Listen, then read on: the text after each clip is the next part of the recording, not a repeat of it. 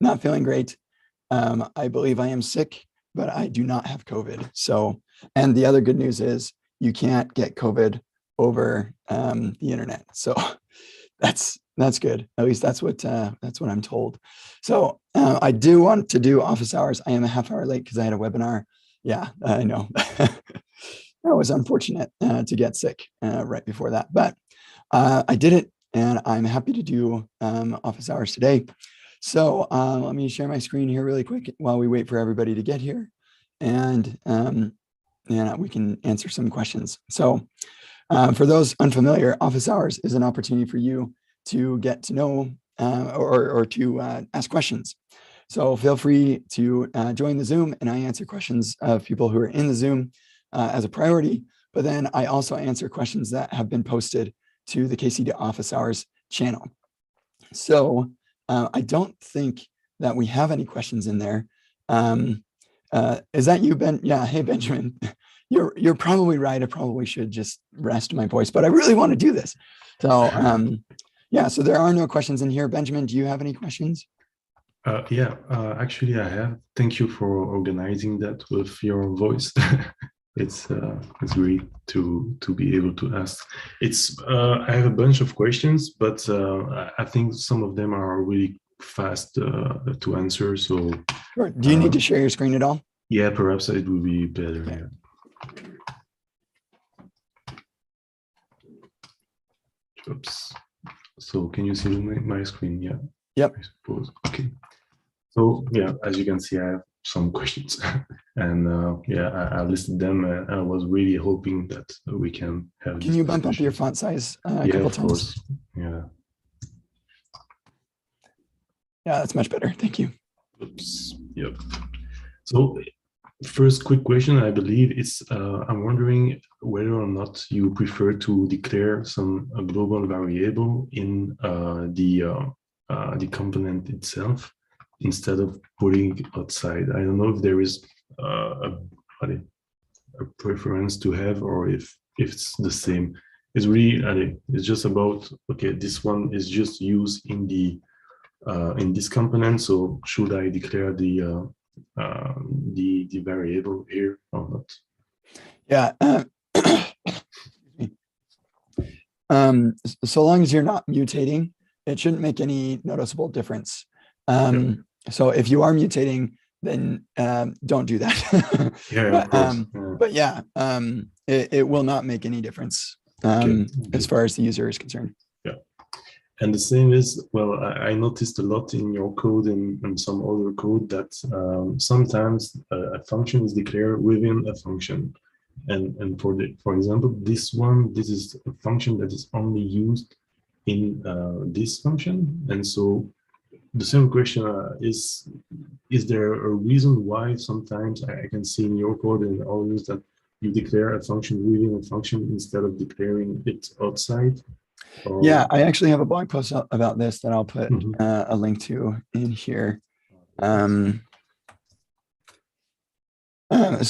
the TLDR, oh, actually, you know what? That's not, no, that's the wrong blog post. I mean, it's still interesting, but it's the wrong one. Let me find the right one. See, it is why I avoid nesting closures. So that can go in more detail. But yeah, basically, there are trade-offs. When you nest it, then that function now has access to a lot of other variables because it's inside of another closure. And it can be a little harder to know what parts of the function are like arguments and what parts are just like what it has access to. And so I prefer for functions to put them at the root level of the module and then just pass all the parameters. That just, I mean, sometimes I don't sometimes you got like a reduce or a map or something. I'll just put that right there. But yeah, that's just one thing to consider when you're making the decision whether to put it at the top or not. Okay, great. I will have a check on this link. So next question. Yeah, it was more a question because I'm currently building a web application, but after I would like to have a native application with React Native. Does it mean that I can hit action from the React Native application? Yeah, you can. really as So an API. yep, exactly.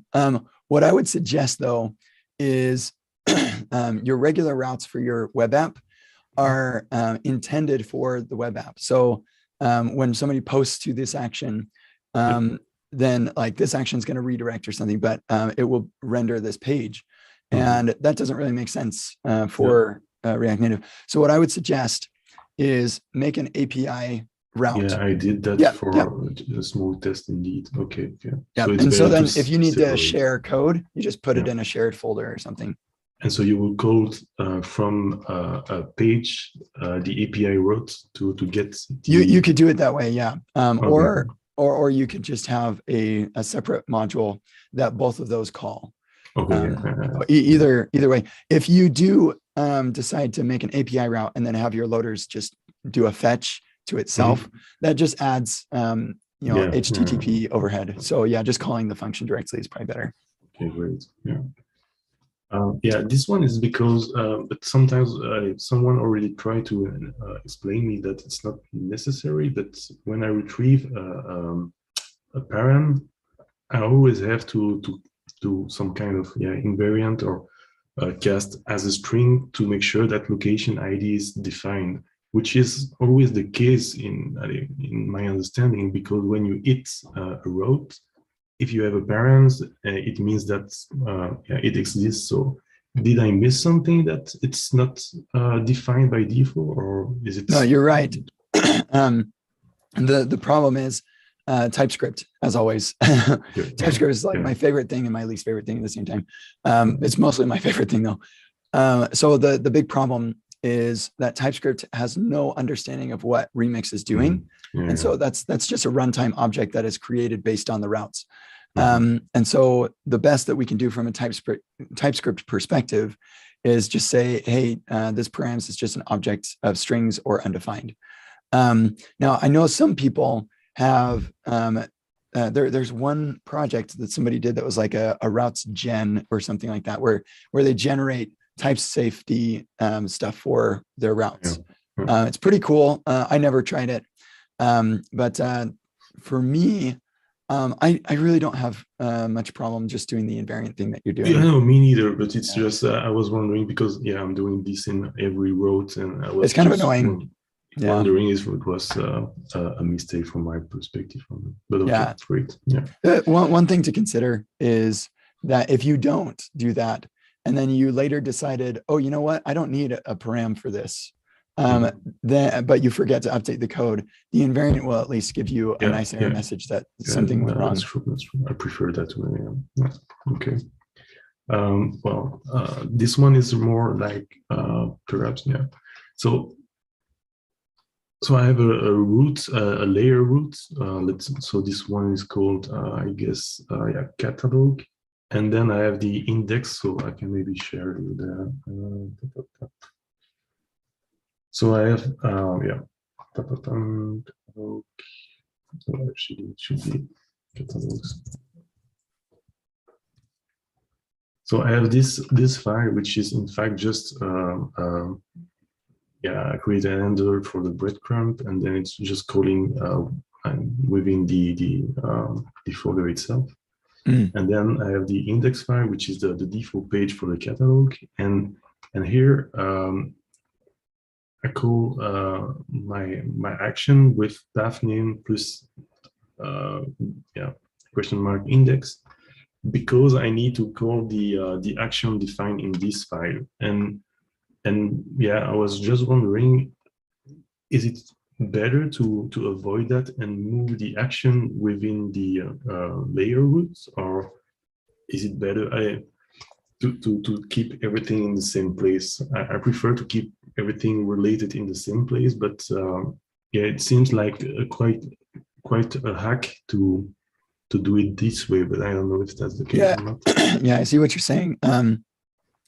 It is an unfortunate reality of the way that that we have with nested routing. So it's not a hack, it's just the way that we disambiguate, right? And so if I were in your position, I'd leave it the way it is. Yeah, I really like it because at least everything is linked in the same file, and I don't have to point to different directions. So yeah, okay, great. But, yeah, regarding the parents' data in the meta, I was just wondering if there is a way to type the data or not, because I Yeah, didn't succeed. Yeah. there's not that Okay. Okay. that routes regen or gen package maybe could do that. Mm-hmm. Yeah. But yeah, that this is another like runtime thing that Yeah. Yeah. TypeScript doesn't Indeed. know anything about. Indeed. Yeah. Yeah, and I will not go into too much detail, but what I've done is to really try to split a lot. And so what I've done is for my action is it's just basically retrieve the action, do a switch, make a case on it, and call what is what I call an action in my folder. Wait, so I have action and models. They are quite linked actually. And Mhm. so for them, if I reorder something, I will call an action in in my action file, Mhm. and the action file will call some Prisma function. So it's basically this kind of function. And so my question was more, I don't know if it's too much separation or if it's a good practice to try to split that way. Yeah, you're going to get different answers from everybody on that. Yeah, I suppose. Um, so if you're happy with it, then do what you're happy with. Yeah. The cool thing about Remix is that it's pretty easy to change. And so if you start going down one route and you're like, nah, I don't like that, you can switch without too much trouble, especially since you're using TypeScript. So yeah, I don't see anything particularly wrong with this. Mhm. In general, I like to avoid prematurely abstracting things. Yeah. And when I see a file that has like 6 lines in it, I feel like I prematurely abstracted. Indeed. Yeah, correct. Yeah, this is the same. This is the same. And yeah, my last question, and then I'll leave you to others, is yeah, actually. The question was because with Prisma you can do nested includes, and so you can Yeah. have a catalog of categories, and which is really nice. I really like it. But I noticed an example from Sergio where he was quite separating everything in different queries, and the reason why I like this way is because indeed sometimes I would like to have a catalog with only the information related to the catalog, and sometimes I want to have the catalog with the categories, the products, etc. And Yeah. so it seems that it's a better way to define things, because then you can easily reuse the different stuff. And so indeed you can do some parallelization to make sure that you're not falling in the waterfall. I don't know if you have any uh, suggestion regarding that. Yeah. So I think at scale you could run into problems with well, okay. So first off, if you split it up into 2 separate queries, you're hitting the database twice. Whereas Prisma will just do 1 query if you do includes. So that is a pretty nice benefit at scale. Like you basically are doubling your queries if you don't use includes. But if you're at a scale where that doesn't really matter, then go with the thing that's easier for the code. And so if you prefer doing it this way, then that's fine. So if I were in your position, I'd probably go with the way that I prefer the code to be and wait until I ran into scale problems, because again, it's pretty easy to change later. Yes, indeed. But that's more or less what I did for the moment. I'm using that way of doing. But indeed, and it's not the case for the moment, but if I will need to have a more complex queries, then I will go in that direction for these specific cases. And another thing is if you came into a situation, you're like, wow, I really need this to just be 1 query, so I'm going to use includes, but I also really need them to be in separate objects. And you can just do that with JavaScript, right? So yeah. Okay, great. Well, that's it. Thank you Cool. very much for your input. Very appreciated. Yeah, absolutely. Sure thing. Yeah, I hope it will be better for you in the coming days. Yeah. I don't think I'll talk at all the rest of the day. Good way. Thank So, you. all right. I do have a question in Discord, but does anybody else have questions before I get to that?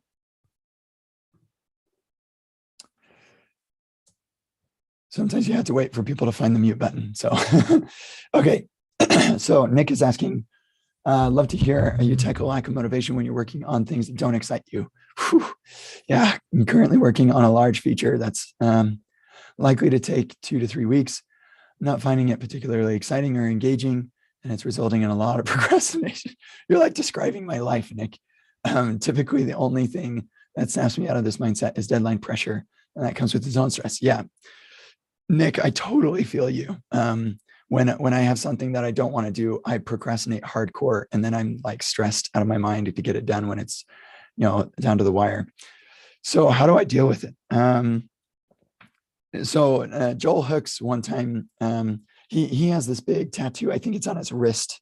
That's JFDI, which is just freaking do it. And so one time I told him, hey, I really don't want to do something. I don't remember exactly what it was. And he just like held up his wrist. He's like, dude, just do it.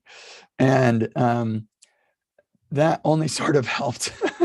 But I think one thing that could really help, and I've got to specify or clarify, I do not work for Centered. I am not sponsored by, well, RemixConf is actually sponsored by Centered, but I do not get paid at all to recommend Centered. I'm just a user of Centered and I love it. But Centered, I've never actually run into a lack of motivation for something yet, but Centered really, really helps me to get stuff done.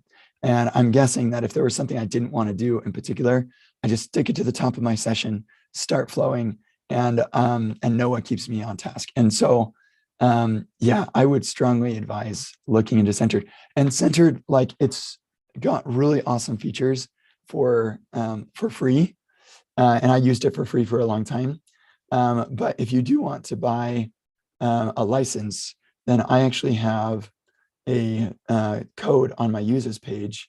Yeah, if you just look for Centered, yeah, Epic Flow is the code they gave me for 50% off the first year. So if you do want to get premium, there's a pretty good discount for you. But I would say, yeah, just do it, like make yourself do it, eat the frog sort of thing. Use Centered so you have breaks. The breaks help so much, especially when you're not excited about what you're doing. And then live stream sometimes, like often you can't do that if you're working on proprietary code or whatever, but if you can, live streaming helps me a lot to stay focused. So long as you don't look at the comments from people, because they're always like, teach me programming, like come to my office hours. But anyway, good luck, man. Yeah, I'm going to give you a hug for that. That is the worst. Okay, Guillermo, feel free, if you're in Zoom and you have a question, feel free to interrupt me, but I'm just going to stay here in Discord until somebody does. So I think I said that wrong. I think it's Guillermo. You can correct me if I'm wrong. Yeah, I have a task at my job. Need to display a list of users and a little drop-down menu to each of the users. One of the actions, that actually, I used to have that exact same requirement on PayPal when you'd have a list of contacts and you have a drop-down for the contacts. So one of the actions of this dropdown involves opening a modal to edit some things for specific to that user. Yep, okay. Where should this modal live to avoid prop drilling? Yeah, okay.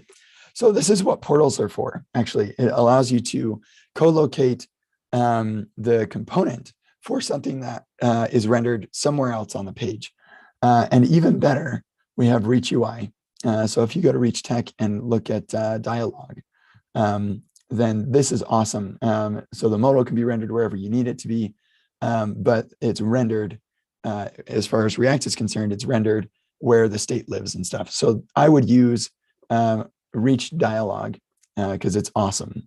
And I do use Reach Dialogue in several things. So yeah, in fact, I should link to that. So here you go. use that. Cool. Mateo is typing. I think I'm going to end this one a little earlier. So if you do have a question, get your question in soon. Because, yeah, I mean, clearly I need to rest my voice. So, but I'll wait for Mateo and Guilherme.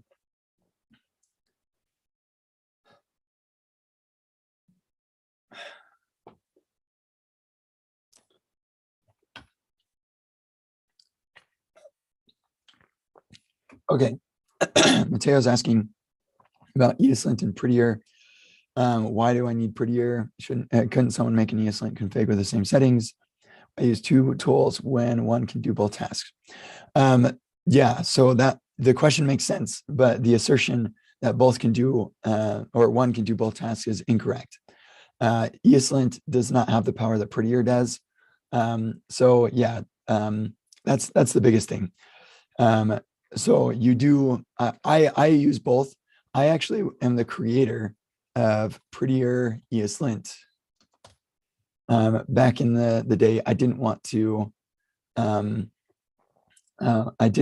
to have two tools or yeah, I didn't. The problem I ran into actually was Prettier would run and then ESLint would run. And so I get like a bounce of code or something in my code editor. That was the reason I put the two tools together. And so this ended up being like we also had a CLI, we had editor plugins and stuff to just kind of combine the two. So we'd pass the code into Prettier and then into ESLint fix, and then we'd save the code. And I don't use this anymore because I don't really use ESLint for any formatting. I just use Prettier for formatting. And I even use Prettier ESLint config or ESLint config Prettier. Yeah, there you go. And what this does is it turns off all of the rules that are unnecessary or might conflict with Prettier. So this is what I use. And I use both tools because ESLint isn't capable of what Prettier is, and Prettier isn't capable of what ESLint is. So that is why. Okay, Guilherme, I don't know if this is relevant, but I'm using Chakra UI and the modal is being imported in the menu component. Yeah, Chakra UI, I expect is doing the same thing as Reach Dialog, where it's using a portal. So just render it right in the component that where all the state lives, and pass it as prompts. It should work. I haven't ever used Chakra UI, but I imagine it works the same way as Reach Dialog. Okay, unless anybody in Zoom has a question, I'm going to wrap this up because my voice needs some rest. It looks like we are getting Chudik is typing, so I will wait for that. But they stopped typing, so I'm going to wait for like 5 minutes. And while I'm waiting, I'm just going to say that Remix is awesome, and you should go use Remix. And Remix Conf is going to be sick. I cannot wait to see some folks. We're going to announce some speakers. I need to read all of their proposals. I think I'll read them today. We got 130 proposals. And if you just think like, if I spend even just 1 minute on all of those, that's like 2 hours of just reading proposals. That's a lot. So I think I'm like halfway through them. But yeah, it takes a while to like decide which of all these proposals do we want to have people speak at. So like a lot of really cool excitement about Remix Conf. Looks like we're not getting any more typing here. So I'm going to wrap this up. Thanks, everybody. Feel free to send messages in the Office Hours channel, and I'll answer them next week, which I do believe this is going to happen. Yeah, I'm open next week.